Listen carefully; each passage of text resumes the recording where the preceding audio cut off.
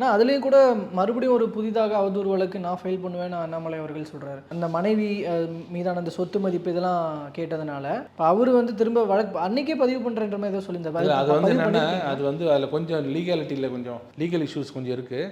அது வந்து அது கோர்ட்டில் நல்ல குட் ஃபைத்தாக சொன்னால் வராதுன்னு சொல்லியிருக்காங்க சுப்ரீம் கோர்ட்டில். அதே வேணும்னே ஒரு கேள்வி கேட்டு அது டிஃபமேட்டரியாக இருந்ததுன்னா வரும்னு சொல்லியிருக்காங்க. அதை நாங்கள் பார்த்துட்ருக்கோம். பட் அவரோட நோக்கம் என்னென்னா, அண்ணாமலை அவர்கள் நோக்கம் என்னென்னா, நீ என்ன வேணால் பேசுங்க, நான் பதில் சொல்கிறேன். நான் சொல்கிற பதிலை மக்கள் பார்க்குறாங்க. என் மனைவி வேலை செய்யறது உண்மை, என் மனைவிக்கு சம்பளம் வர்றது உண்மை, அவங்க மல்டிநேஷனல் கம்பெனியில் வேலை செய்கிறாங்க, இன்னொரு கம்பெனியில் இன்னொரு வேலை செய்கிறாங்க, மாதம் பணம் சம்பாதிக்கிறாங்க, லோன் வாங்கி 4.5 கோடி கட்டினதுக்கு எங்கிட்ட இன்கம் டேக்ஸ் ரெசிப்ட் இருக்குது. இதெல்லாம் அவர் சொல்கிறார். நீங்கள் என்ன சொல்கிறீங்க? என் கார் எதுன்னே தெரியாது, கார் வந்து நின்னா ஏறி உட்காந்துப்பேன், எத்தனை கார் எத்தனை நிறுவனம் இருக்குன்னு தெரியாது, எத்தனை கப்பல் கேட்டால் 2 கப்பல் தான் வாங்கினா, அது எந்த கம்பெனியில் எந்த கம்பெனி எனக்கு தெரியாது, வேற ஒரு கம்பெனியில் இருக்கு சொல்லிட்டு அப்புறம் என்ன சொன்னாரு, அந்த ஊர் மக்கள் தஞ்சாவூர் மக்கள் வந்து கடந்த 4 வருடமாக வருடம் ஒரே தேதியில் கருப்பு தினம் அனுசரிக்கிறாங்க. அது எதுக்குன்னு கேட்டால், உங்களோட கோல்டன் வேட்டன் ஒரு கம்பெனி இருக்கு, அது சாராய ஆலை, அதுல இருந்து வர கழிவு எல்லாம் வந்து நாட்டுக்கு சரியில்லை, போதை. இது சாராய ஆலை கிடையாது, அது ஒன்று சாராயன்னு சொல்லாதீங்க, கெமிக்கல் ஃபேக்டரின்னு சொல்லுங்க. கெமிக்கல்ல தானே சாராயம் வரும். சாராயன்றது எனக்கு தெரியல, நான்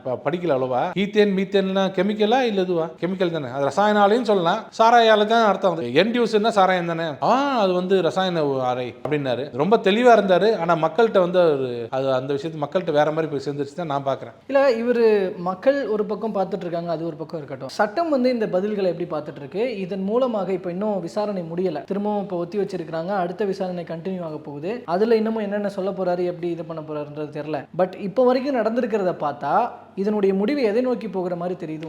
இதில் டிஃபமேட்ரியா ஒன்றும் இல்லைன்றது தானே அண்ணாமலை அவரோட கூற்று. நான் என்ன டிஃபமேட்ரியா சொன்னேன்? இருக்கிறதானே சொன்னேன்னு சொன்னீங்களா? இது எப்படி சம்பாதிச்சிங்க, எங்கிருந்து வந்துச்சுன்றது சொல்லும் போது அவர் தானே மூல காரணம். அதானே உண்மை, அவருக்கே தெரியும். அவர் தானே இதுக்கு எல்லாத்துக்கும் காரணம். அப்போ மாஸ்டர் மைண்ட் அவர் இருக்கும்போது அவர் தானே சொல்லணும், இப்போ பாருங்க நான் சம்பாதிச்சது இவ்வளோ, அதில் என் பையன் முதல் பையனுக்கு இவ்வளோ கொடுத்தேன், 2வது பையனுக்கு இவ்வளோ கொடுத்தேன், அவன் இந்த கம்பெனி ஆரம்பிச்சான், இவர் இந்த கம்பெனி ஆரம்பிச்சாரு, இதில் இவ்வளோ கோடி சம்பாதிச்சோம், அதில் இந்த வால்வோ கார் வாங்கணும், அதில் ஒரு கெமிக்கல் ஃபேக்டரி வாங்கணும், அப்படி தானே சொல்லணும். அது அவனு கேளுங்க. அவன் ஏதோ இது உங்கள் கம்பெனியை கேட்டால், என் கம்பெனிலாம் கிடையாதுங்க, கொஞ்சம் ஷேர் வச்சிருக்கேன் அதில் அப்படிங்கிறாரு. புரியுதா? உங்கள் கம்பெனி கிடையாது, நான் ஷேர் வச்சிருக்கேன்னு அர்த்தம். இவர் ஷேர் வச்சிருக்காரு, மற்றதில் யார் வச்சிருக்கா? பொதுமக்களா?